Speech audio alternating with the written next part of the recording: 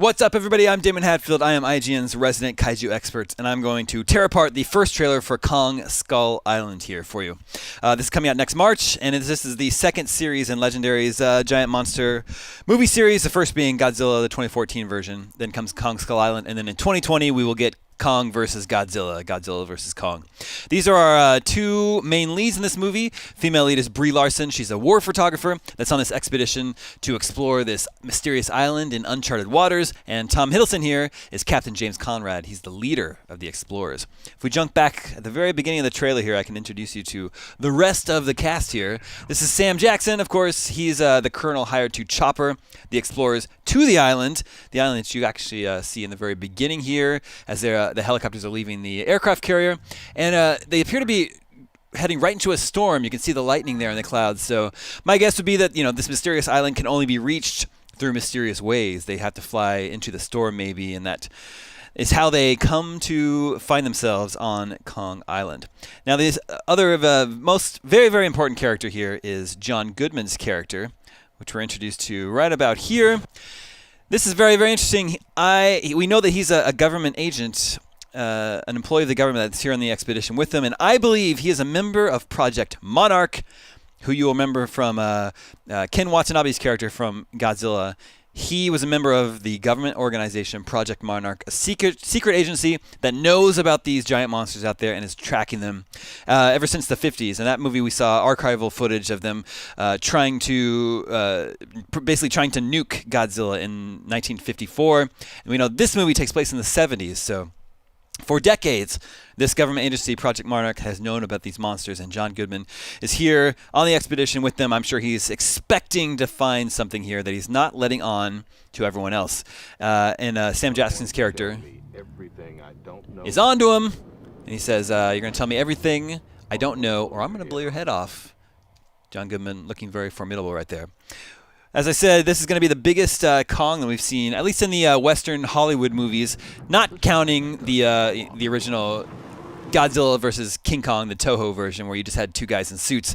And the monsters in that movie were basically eye level with each other. But as far as the Western Hollywood King Kongs, this will be the biggest we've ever seen.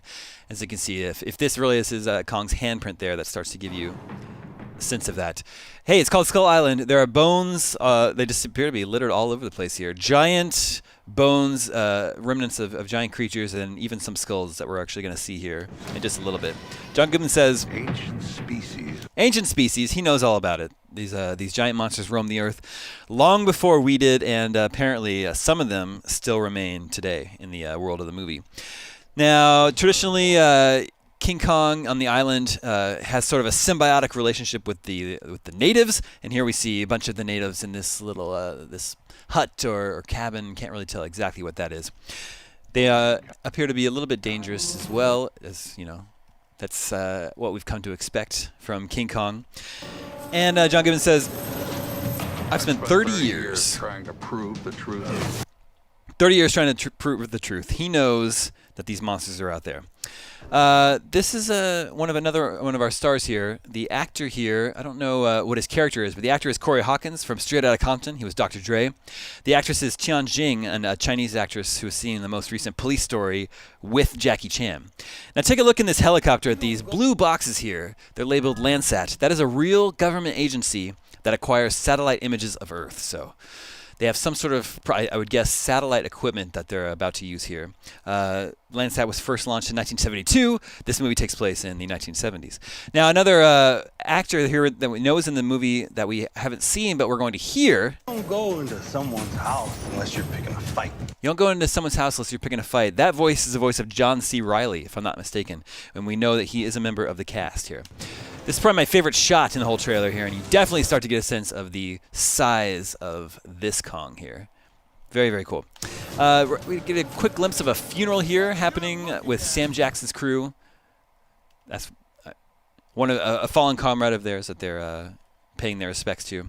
And, I mentioned Corey Hawkins from Straight Outta Compton earlier. He's not the only actor from that movie. In this film, this right here is Jason Mitchell. He played Eazy-E in Straight Outta Compton. So we've got two cast members from Straight Outta Compton in Kong Skull Island. And you remember the name King Kong was given to the beast when they carried him off to New York and set him up as, on a show where they try to show off this chained beast. Here, Sam Jackson has this pretty good line. It's time to show that man is king. Here, I think that's just sort of an allusion or a little nod to previous King Kong films. I'm sure they'll just be referring to him as Kong in this movie. Once again, the skulls are in very prominently shown off here. You know, traditionally on this island with King Kong, there were still dinosaurs living here alongside Kong, and here we've got the skull of a large triceratops that's now being used as a machine gun nest. And just a couple more glimpses here. I like this glimpse of Kong against the sunset. Right there, that's a pretty nice little shot. And then we get to see his hand here swiping the helicopter out of the sky. Now you see his face here. We do see his face. It's it's shadowed. It's hard to pick out the details here. But man, I don't know. Perhaps more importantly, is the scene he's interrupting. These two characters are fighting it out. One has a knife to the other's throat.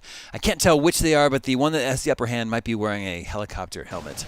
Of course, their fight is interrupted by this guy.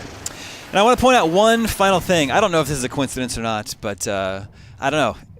This mountain ridge or tree line that's right underneath the title, Skull Island, sure looks a lot like Godzilla spikes to me. And while I wouldn't expect to see Godzilla in this movie, you know, we do know that these monsters now exist in the same universe. And there is going to be a King Kong versus Godzilla movie coming in 2020. So maybe that's just sort of supposed to, I don't know, just supposed to plant the seed of the idea in your mind that these monsters are going to be sharing some screen time. But first, Kong Skull Island comes out next March.